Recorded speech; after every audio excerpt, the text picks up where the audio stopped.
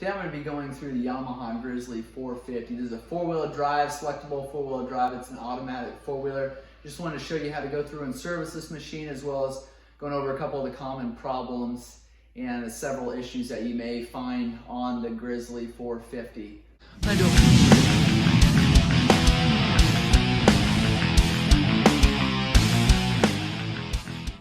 going to do a walk around on this four-wheeler here. I'm going to show you a couple different features on it, and then get into the underneath the side covers there to show you a little more in detail this four-wheeler. This isn't automatic, like I said. It's got a Ultramatic cover on the side here, and this is where your clutches are going to be found. I've got other videos on rebuilding those clutches as well as replacing that belt, so check those out. I'll put a link below. One thing to notice here on this clutch cover is a plug. This is a drain plug.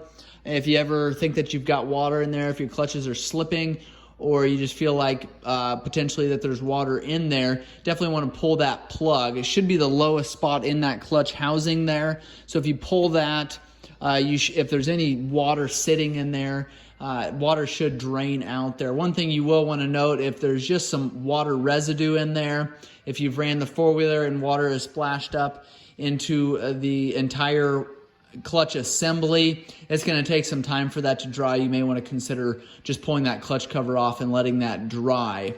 On the right hand side here, we've got your foot brake pedal. It runs to a master cylinder that's behind that front tire there, but the pedal sticks out of your footwell here right on the right hand side. Going around to the front wheel here, we've got adjustable shocks, 2 shocks in the front, 2 in the rear, and all these shocks are adjustable. I'll show you how to do that. You just need a spanner wrench right here. There's about 4 or 5 different settings on this shock. This is on the second setting there, and you can just move it either way to adjust that. On the right hand side here, you've got your auxiliary plug there. It's a 12-volt auxiliary plug for running a spotlight or cell phone charger, stuff like that. You should have power going to it. Typically these are power all the time, not just when the key's on, but some manufacturers hook those up so that that power is just turned on when the four-wheeler's turned on, which isn't a bad thing. Then you know you're not draining the battery while that four-wheeler's not running. We've got hydraulic front brakes on this one. They're disc brakes. On the front there, you have to pull this tire off to get to, or pull this wheel off to get to those brake calipers and the disc in behind there. We've got dust covers here. We should have 4 of those on a four-wheeler when it comes new. These have a tendency to pop right off of there if you're running through mud or debris or brush. It'll pull these off there. It's a good idea to get those put back on there. There's axle threads that could get damaged if you don't have some sort of a cover over top of them. You can buy those pretty reasonably from Yamaha or a used set on eBay for typically $10 to $25. So front drive shaft here, we've got a CV shaft there, so you want to make sure you inspect those boots, both sides there, make sure there's no oil leaking out of there, make sure there's no rips or tears. If there is oil coming out of either of those boots there or grease, you want to make sure that you take care of that immediately, or you will be replacing your front drive shaft or your just one of your joints there. But if you can replace your boot for $15 to $25, it's a lot cheaper to do that than replacing that entire axle. So make sure you check those periodically. We've got a boot cover here, or boot guard, that is supposed to protect those boots, but like anything, there will be ways for sticks and trees and corn stalks, stuff like that, to puncture those boots. So make sure and check that often. We've got a radiator up front here, and we've got a black cover that's going to cover this radiator. This machine's got actually a box on it, so we're not going to be able to pull this cover off, but it's just 4 clips, I believe, that hold this cover on. You get underneath of there, clean that radiator. You want to make sure that that's completely cleaned out, especially if you're going through brome grass, stuff like that. A lot of times that'll just get caked full of dirt and grass seed, and will cause your four-wheeler to overheat. So it's something you want to check. Make sure you've got that cleaned out. Your front differential there, underneath, directly underneath there, and it's going to be hard to get the camera down there, but right in the center of this differential on the bottom, you've got a Allen drain bolt, and that's how you drain the oil on this front differential. And then you fill it there on the right-hand side of the differential. You see you've got a fill plug there. Looks to be about a 19 millimeter plug there, that is where you fill it. That's also your oil level. So as soon as you've got oil about up to that cap there, or that bolt there, that's it. That's when you know that your differential is full. If you're gonna check your oil, just pull that plug right there, that 19 millimeter, and make sure you've got oil down in there. So you don't need to fill it above that plug there. You wanna fill it right to that, the bottom rim of that oil fill bolt there. Either side of this machine has tie rods. I want to show you how to adjust those there. This is the tie rod here, and you've got lock nuts on either side of the tie rod. There's a lock nut there, and then on the inside there's a lock nut there. If you're going to adjust these tie rods, maybe your four-wheeler is wanting to turn to the right or to the left, you need to make those adjustments. You want to loosen those lock nuts, and there'll be 4 of them total, 2 on this tie rod, 2 on the other, and then you can put your wrench in your groove here, and you can turn those and get those to where they need to be. Make sure that you don't forget to tighten up those lock nuts again after you do that. Same on this side. You've got hydraulic brake calipers here with disc brakes behind this wheel here if you need to change those. I've done several videos on changing the brake pads on many different years and models of four-wheelers. Left-hand side here, here's your shift lever here. You've got your low position, then you've got high, neutral, reverse, park, and that's the order of your shifting there. And I'll go over how to do that when we get up to the handlebar area on this four-wheeler. We've got a fuel petcock on this side here. This is by the left-hand knee, and you've got reserve is the top here. You've got on as the bottom, and then off is going to be horizontal there. On this plug here, you've got a little red arrow. Sometimes that red will actually rub off of there, but typically that arrow there, you'll be able to see where you're turning that knob to. On the left-hand side here, you've got your recoil pull starter there, and that is if your batteries ever failed, not enough juice to power up that four-wheeler, you've got that to pull if you need to get your four-wheeler started.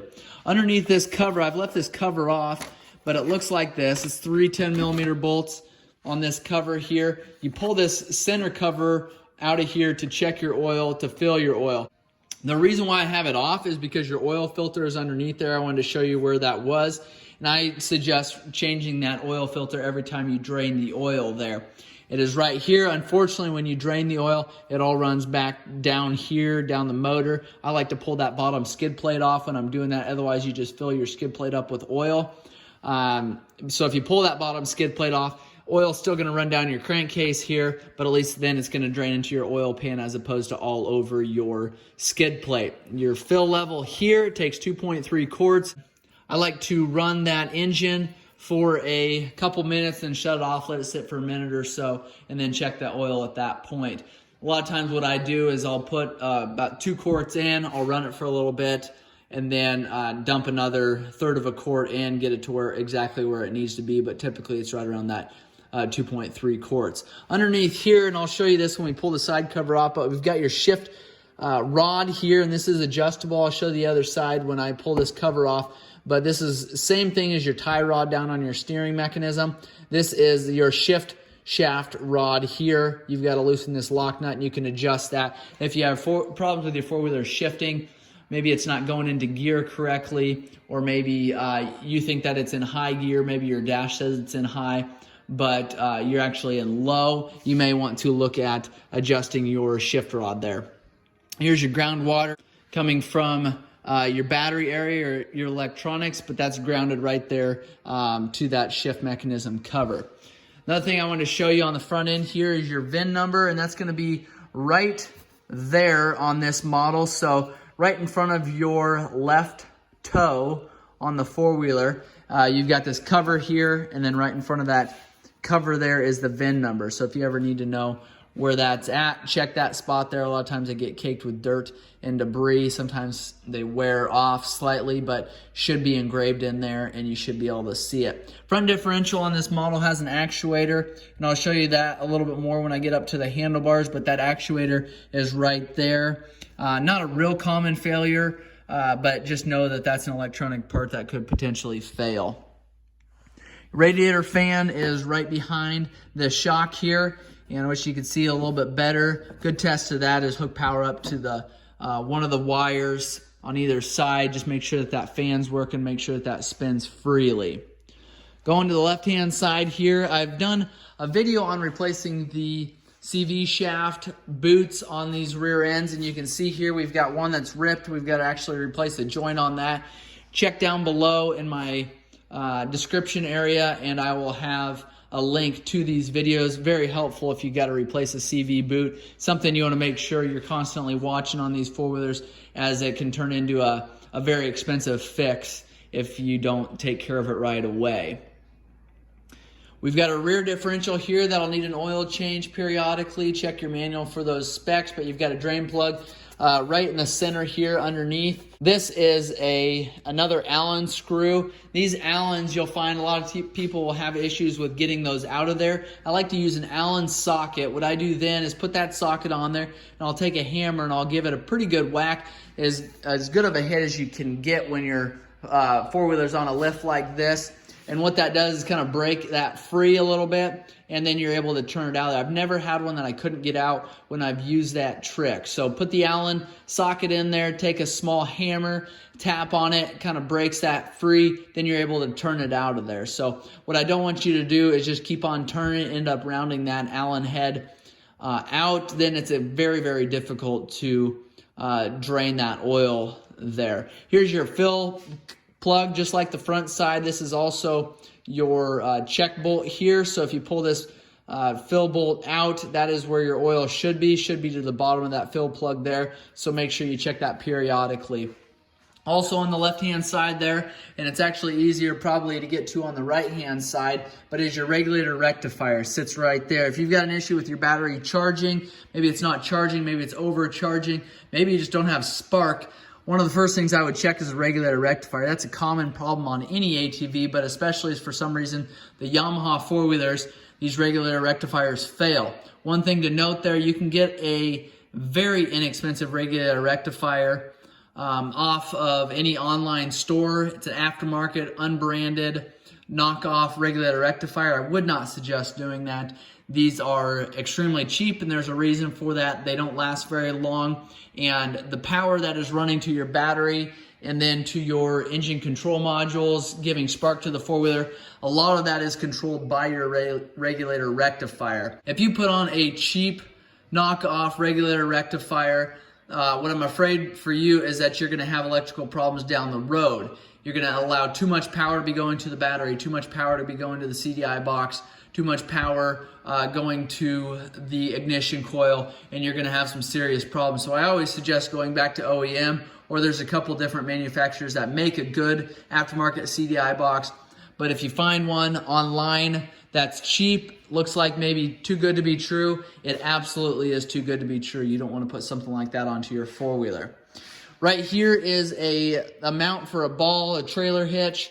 Right here, you can put a ball on there. There is a weight limit. It says that on the tag on the back of your four-wheeler here. Pulling, I'll just let you read that there.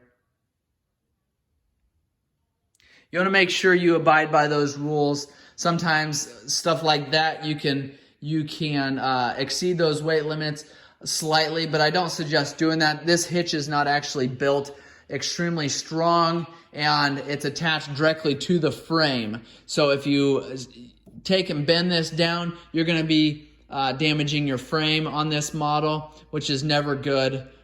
Frames are not something you want to mess with.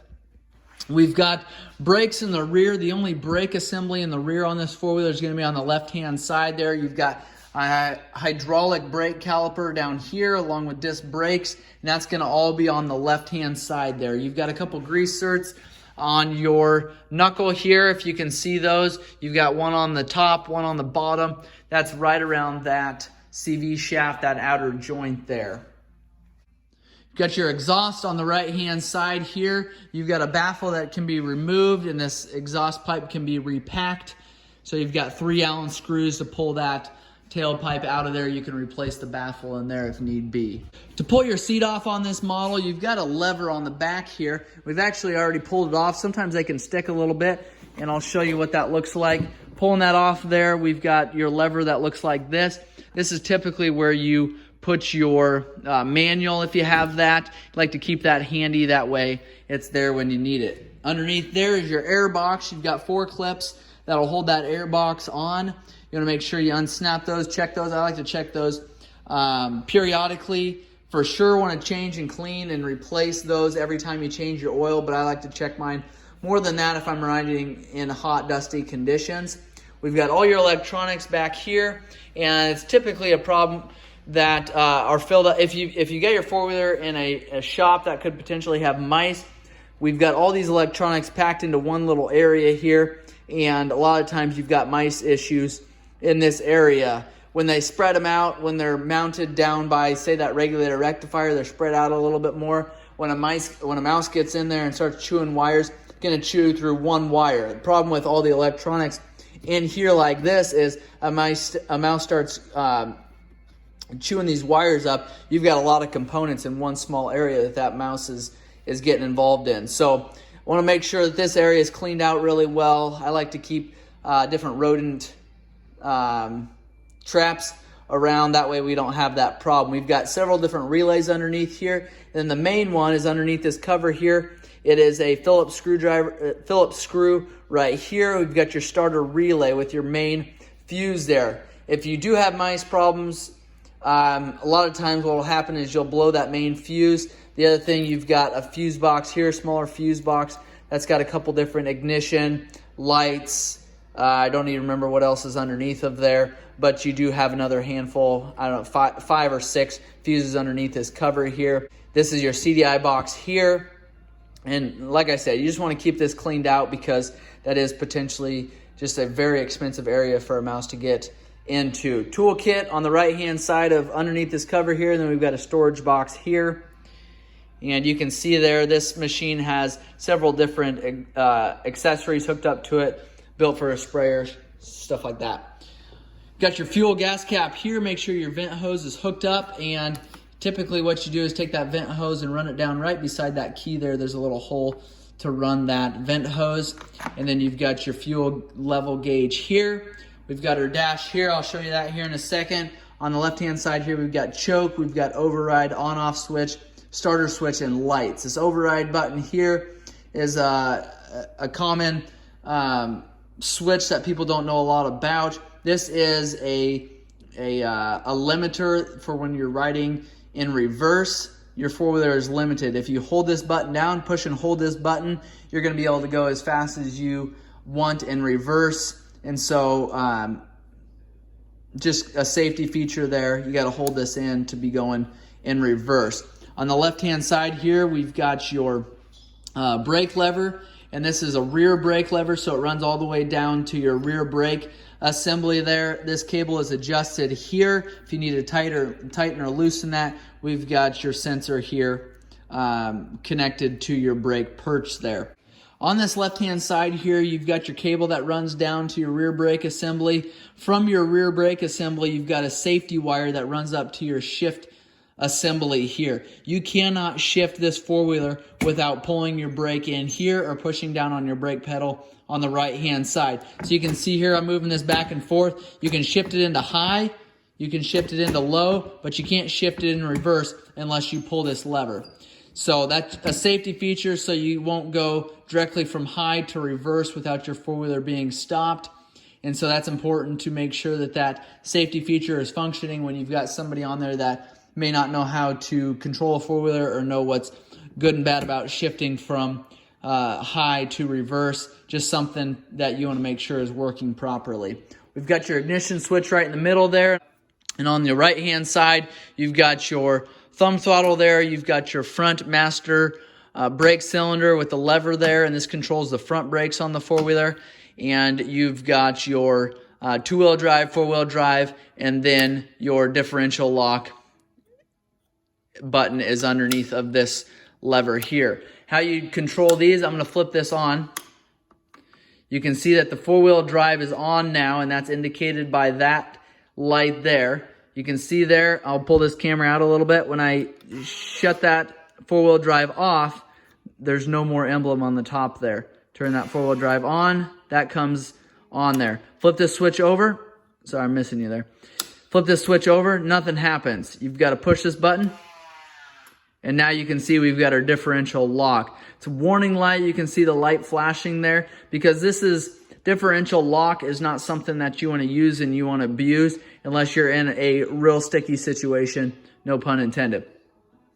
If you have the differential lock on, you want to make sure that you are not driving 60 mile an hour down the road.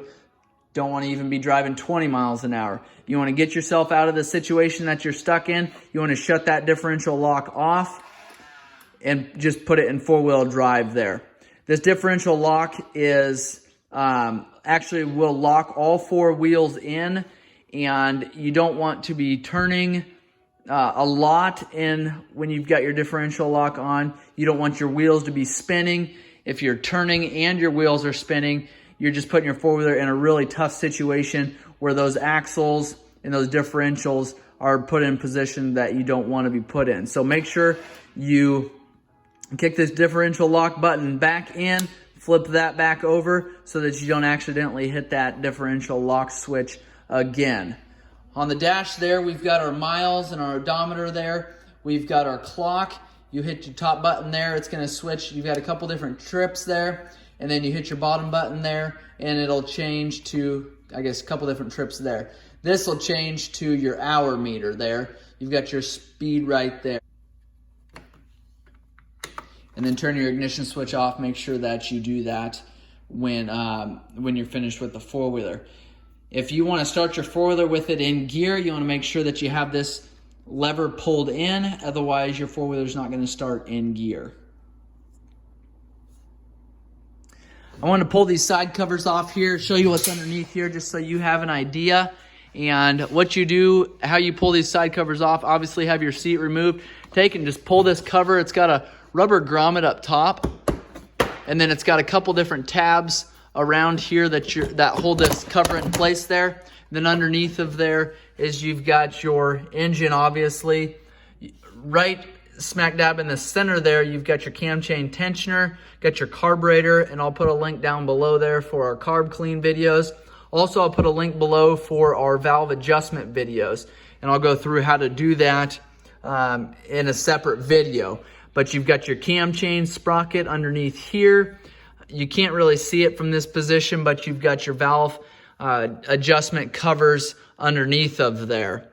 You've got a coolant reservoir right here, and you've got a full and an empty mark on that coolant reservoir. You want to make sure that you keep coolant in there. Works as an overflow tank for your radiator. Also will suck coolant out of there if your radiator is low. So you want to make sure that you always have coolant in there to the position that it needs to be in.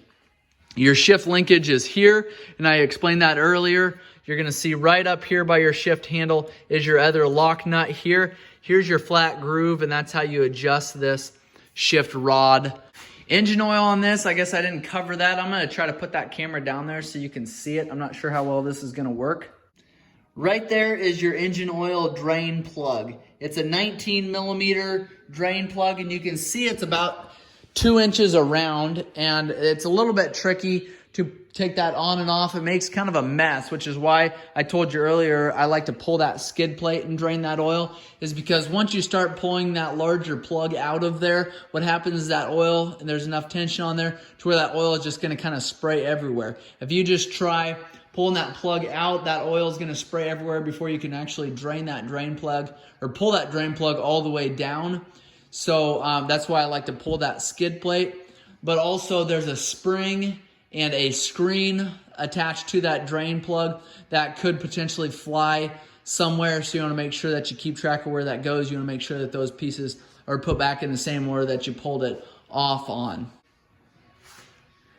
To replace your starter on this four-wheeler, it's just right here. Come in from the other side. Might be easier actually to pull this fuel tank cover in the airbox to get to these, but I think you are able to get to it without doing that. Also, this shift rod here is somewhat in the way, but you've got two 10 millimeter bolts that attach the starter to the actual crankcase. You've got a 10 millimeter bolt up top here that is your wire running to your starter solenoid, and then you just take and push that starter out, push it out that way, then you can lift it up and pull it out this way. Without having to pull that exhaust and stuff, I would try to get that starter to come out this way, which would be the left-hand side there. That way you're not having to mess with exhaust. You've got underneath of your recoil pole starter is your drain plug for your coolant. You can see there's one of these plugs that's got a crust washer on them. That is your coolant drain plug. You want to make sure, I like to make sure and pull this footwell off here before I do that. You can get to that drain plug without doing that. It just makes a huge mess because that fluid comes out of there fairly quickly. It's going to hit this footwell there. It's going to spray all over. So like to make sure I'm keeping things clean by removing that footwell before I take that coolant drain plug out of there. Also, you want to take and pull that radiator cap when you do that, because that fuel is going to be held up in there because of not being able to flow, because it's so tight, so sealed up.